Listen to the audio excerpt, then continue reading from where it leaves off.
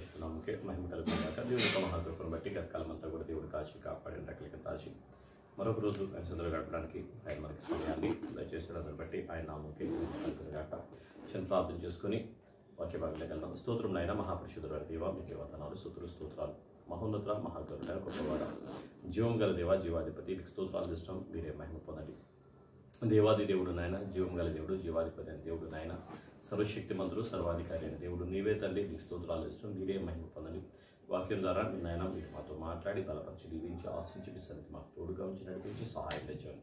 ప్రభుత్వం గురించి సహాయం తెచ్చాను. యేసునామములో నడిచాను తండ్రి, ఆమేన్. మంచిది. దేవుని ఘనమైన పరిశుద్ధ నామముకే మహిమ కలుగును గాక. దేవుని యొక్క మహాకృపను బట్టి గతకాలమంతా కూడా దేవుడి కాచి కాపాడేందుకు ఆయన నామముకే మహిమ కలుగును. వాక్యం వినిస్తున్నా చూస్తున్న మీ అందరికీ కూడా ప్రభువైన యేసుక్రీస్తు నామములో వందనములు శుభములు తెలియజేస్తూ ఉన్నాను. నేటి దినాన మనం చూసాం కదా, న్యాయాధిపతుల గ్రంథం 17వ అధ్యాయం. 17వ అధ్యాయంలో 6వ వచనం ఉంది కదా. ఆ దినములో ఇశ్రాయేలుకు రాజు లేడు, ప్రతివాడు తన ఇష్టానుసారంగా ప్రవర్తించు వచ్చును. ఆ దినములో రాజు లేడు, ప్రతివాడు తన ఇష్టానుసారంగా ప్రవర్తించు వచ్చును. నిజమే, రాజు లేడు. ఇంకోటి, వారికి దేవుడు కూడా లేడు.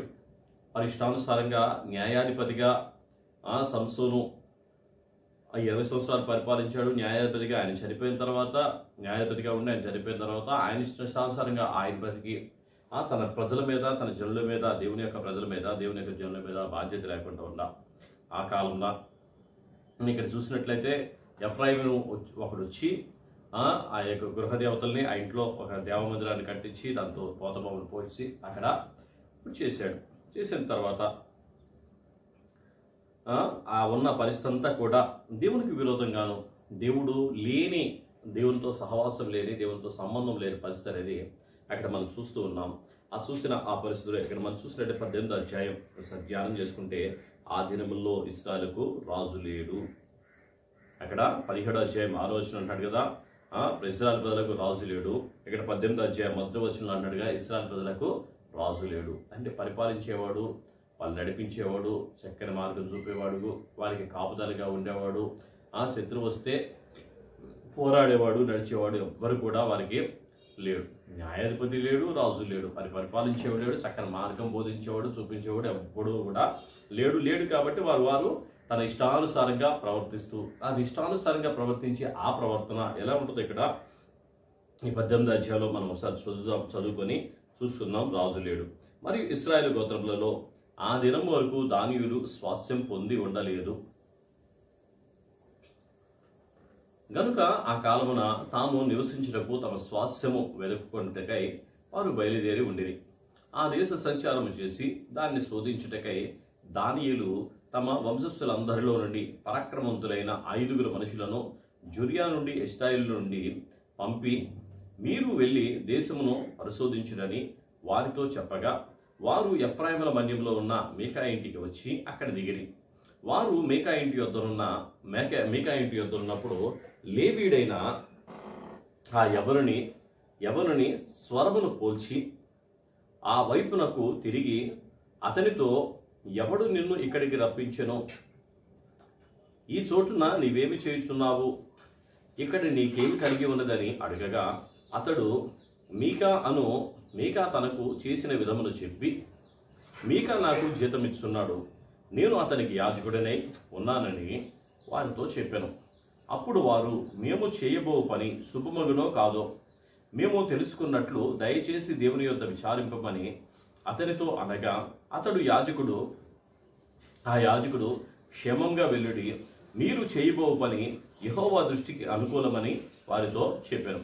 కాబట్టి ఆ 5 మనుషులు వెళ్ళి లాయిషునకు వచ్చి దానిలోని జనమును సీదోనీల వలె సుఖముగాను నిర్భయముగాను నివసించుటయు, అధికార బలం పొందిన వాడెవడునో లేకపోవటయు, ఏమాత్రమునో అవమానపరచగలవాడెవడునో ఆ దేశములో లేకపోవటయు, వారు సీదోనీలకు దూరస్తులై ఏ మనుషులతోనూ సాంగత్యం లేకుండాటయు చూచిరి. వారు జొరియాలోని ఎష్టాయోలులో ఉండు తమ స్వజనుల యొద్దకు రాగా, వారు మీ తాత్పర్యం ఏమిటని అడిగిరి. అందుకు వారు, లేండి, వారి మీద పడుదమో ఆ దేశమును మేము చూచితిమి. వారు, అది బహుమంచిది, మీరు ఊరకనున్నారేమి? ఆలస్యము చేయక బయలుదేరి ప్రవేశించి ఆ దేశమును స్వాధీనపరచుకొనుడి. జనులు నిర్భయముగా ఉన్నారు గనుక మీరు పోయి వారి మీద పడవచ్చును. ఆ దేశం నలుదిక్కులా విశాలమైనది. దేవుడు మీ చేతికి దాన్ని అప్పగించును. భూమిలో ఉన్న పదార్థములలో ఏదియూ అచ్చట కొదవలేదు అని.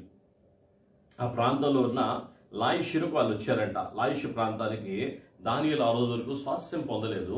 దానియేలు స్వాస్థ్యం పొందకపోతే దానియేలు స్వాస్థ్యం పొందని దాన్ని వాళ్ళు 5 మనుషులు బయలుదేరి ఆ దేశం స్వాధీనపరచుకుందాం అని చెప్పేసి బయలుదేరి ఈ ప్రాంతంలో చూస్తే అక్కడ నుండి లాయిషు దగ్గరికి వచ్చారు. అక్కడికి వచ్చినప్పుడు అక్కడ ఈ ఎఫ్రాయిం మన్యం దగ్గరికి వచ్చినప్పుడు ఎవరు కనబడ్డారంటే మీకా దగ్గర ఉన్న ఆ యాజకుడు లేవీయుడు కనబడ్డాడు. లేవీయుడు అంటున్నాడు కదా, ఆ మీకాకు నేను యాజకుడినై ఉన్నాను. ఎవరికి యాజకుడిగా ఉండాలి? ఎవరికి యాజకుడిగా ఉండాలి? దేవునికి యాజకుడిగా ఉండాలి. కానీ దేవుడికి యాజకుడిగా లేడినా. ఎవరికి యాజకుడు ఉన్నాడంట? మీకాకు యాజకుడిగా ఉన్నాడంట. ఎందుకని మీకాకు యాజకుడిగా ఉన్నాడు అంటే మీకా తనకి జీతం ఇస్తూ ఉన్నాడు. కానీ ఎవరు జీతం ఇవ్వాలి? దేవుడు జీతం ఇవ్వాలి, దేవుడు పోషించాలి.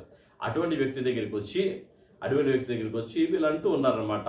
వీళ్ళంటూ మాట్లాడుతున్నారు కదా, మేము దేశాన్ని స్వాధీనపరచుకోగలుగుతున్నాం. దేవుడి దగ్గర విచారణ చేసి అది యెహోవా దృష్టికి అనుకూలమో కాదో మాకు చెప్పమన్నప్పుడు అది అనుకూలమే అని ఆయన చెప్పగా ఆయన లాయిష్కి వెళ్ళారు. లాయిష్ దగ్గర ఉన్న మనుషులు సుఖంగాను సౌఖ్యంగా ఉన్నారని చూసి వారి మీద పడడానికి, వారిని దోచుకోవడానికి, వారిని స్వాధీనపరచుకోవడానికి మిగతా ఉన్న జనాలు కూడా రేపుతూ ఉన్న సందర్భం అనేది అక్కడ మనం చూస్తున్నాం.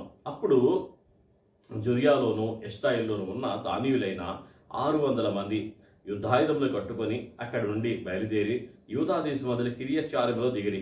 అందుచేత నేటి వరకు ఆ స్థలమునకు దానియేలు దండని పేరు. అది కిరియత్యారీమునకు పడమట ఉన్నది. అక్కడి నుండి వారు ఎఫ్రాయిమీయుల మన్య దేశమునకు పోయి మీకా ఇంటికి వచ్చిరి. కాబట్టి లాయిషు దేశమును సంచరించుకుపోయిన 5 మనుషులు తమ సహోదరులను చూసి ఈ ఇండ్లలో ఏఫోదులు గృహదేవతలు చెక్కబడిన ప్రతిమయు పోత విగ్రహమును ఉన్నవని మీరు ఎరుగుదురా? మీరేమి చేయవలనో దాని యోచన చేయుడనగా వారు ఆ తట్టు తిరిగి లేవీడైన యవ్వనుడున్న మీకా ఇంటికి వచ్చి అతని కుశల ప్రశ్నలు అడిగిరి. దానీయులైన 600 మంది తమ యుద్ధాయుధములను కట్టుకొని గవిని వాకిట నిలుచుండగా దేశమును సంచరించుకుపోయిన 5 మనుషులు లోపలికి వచ్చి ఆ ప్రతిమను ఏపోదును గృహదేవతను పోత విగ్రహమును పట్టుకొంది. అప్పుడు ఆ యాజకుడు యుద్ధాయుధములు కట్టుకున్న 600 మంది మనుషులతో కూడా గవిని ఎదుట వాకిట నిలిచి ఉండెను. వీరు మీకా ఇంటికి పోయి చెక్కబడిన ప్రతిమను ఏపోదును గృహదేవతలు